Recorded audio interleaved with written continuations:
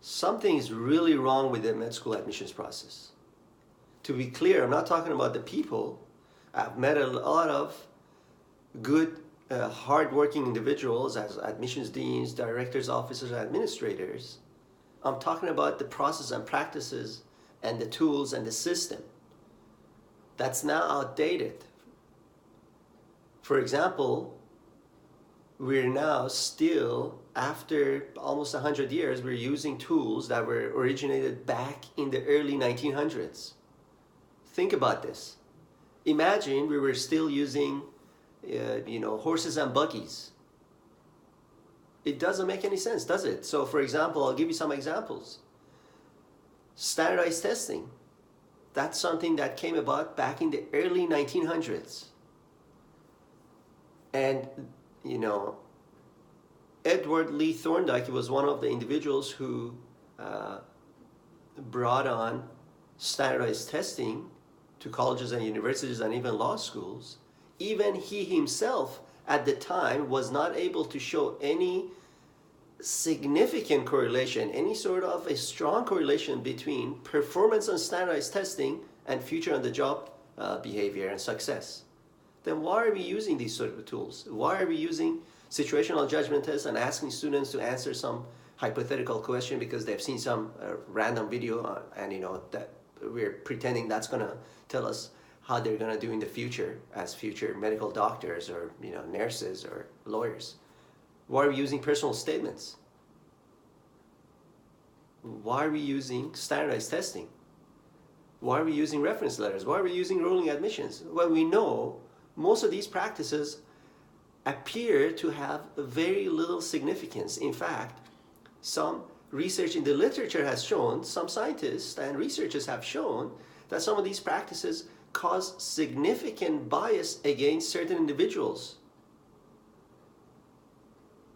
And this bias could be based on racial, socioeconomic, cultural, even gender. There is no sense for us to keep doing this when we know these type of practices don't work. Then why do we do this? This is not the way of advancement. If we had something in the past, doesn't mean we have to be stuck to the status quo. Now, as an applicant, you're watching this. By the way, my name is Dr. Behrooz Momeni. I'm the CEO and founder here at BMO. In case you haven't watched any of my videos, I thought I'd introduce myself. As an applicant, so what do? Do you, throw in the towel and say, well, if this is how it is, then I can't deal with it? Well, no, that's not what I'm saying. And there isn't an easy way to, become a future medical doctor. There shouldn't be. Why would it be easy? Why would anything be easy?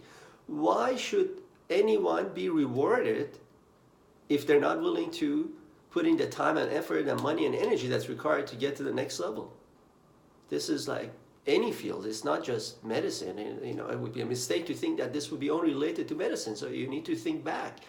For example, think of professional athletes that are famous. How did they become famous? They didn't start famous. They didn't even know anything when they were born.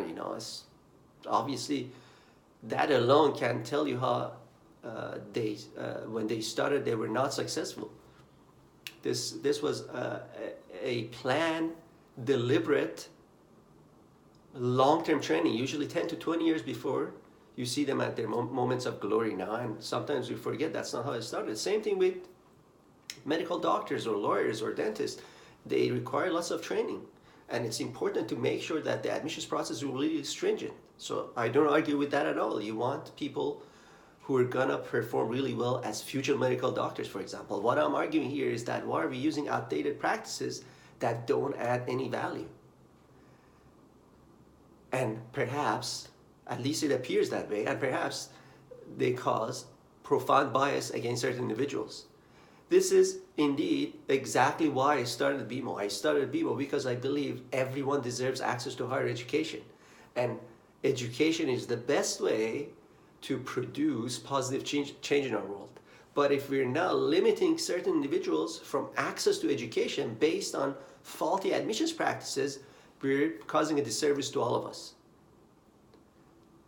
This is why we exist here at BMO. This is what gets us up in the morning and a lot of our time and money and energy also goes into developing new admission screening tools. In fact, I have another company that you guys may be aware of called SwordSmart, which is completely independent of BMO, by the way, but it is dedicated to creating a different admission screening tool that doesn't cause any of these biases, and hopefully is able to select top performing applicants.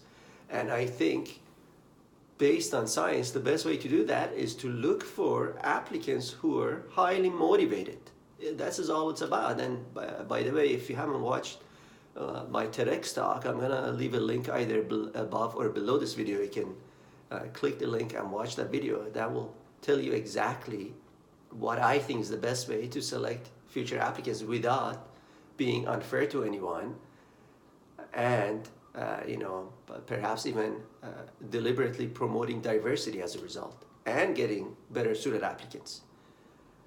So your job now, if you're watching this, I understand your frustration. The admissions process sometimes appears that it may not be necessarily fair. All odds are stacked against you. What you need to do is, well, you have no choice at the moment. Of course, once you get into med school, become a practicing professional, then you could help bring on positive change. But right now, you got to do everything you can to get in. And if you're serious about getting in, you need to know that it is not going to be easy. You have to make certain changes to yourself. You have to be willing to continuously improve who you are as a person and be willing to be your best self. In fact, sometimes you'll see on some websites that say, hey, you don't need to prepare for an interview or for your situational judgment test or for your, personal statement. Just be yourself. No, that's nonsense. That's the worst advice, especially for someone who's going to be a medical doctor. You have to be your best self, which means what you are today is not good enough tomorrow. This is really an important concept to understand. Who you are right now is not good enough even tomorrow, let alone advocating for being yourself all the time. So always seek knowledge, seek mentorship, invest in yourself, and do whatever you can to be the best individual you could possibly be. This is not only gonna make you, get into whatever program you desire, but you're gonna actually become a better individual, better performer, and be able to have a bigger impact, which as a result is gonna bring you all the income security, the status, and the fame and all that you may be naively thinking right now that is probably the only thing you want. That's not what you want. This is certainly not what you want, especially as a future medical doctor, because there's other easy ways to get to the all those things. So this is not the best route. Being a medical doctor, you got to make sure that you're genuinely interested to become a medical doctor. First thing you need to understand is what it is and whether or not you like it, and whether or not you're willing to dedicate the time and money and energy to get there. If you are, then great. You go all in and make sure you become the best doctor. It's not even acceptable to think that, okay, I'm just going to be a doctor. You got to be the best possible doctor you possibly could be. This is why, again, being your best self is the worst advice. And the next time I hope you ever hear this, you'll have some ammunition to respond back, because being yourself equals impediment to progress. And that's not what you want, especially as a medical doctor who has to be continuously getting better over the course of their career. This is all I wanted to talk to you about today. I wanted to give you some thoughts because I'm about to go into a meeting with some of our admission experts today.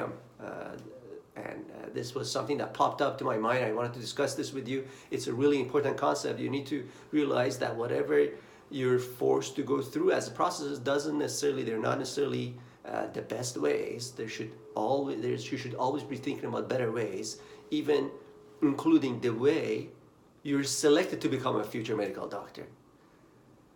Second thing is you need to always make sure that you are your best self. Don't settle for anything less than your best self. And your best self has to continuously improve over time. There is no one ideal best self. This is a continuous learning process.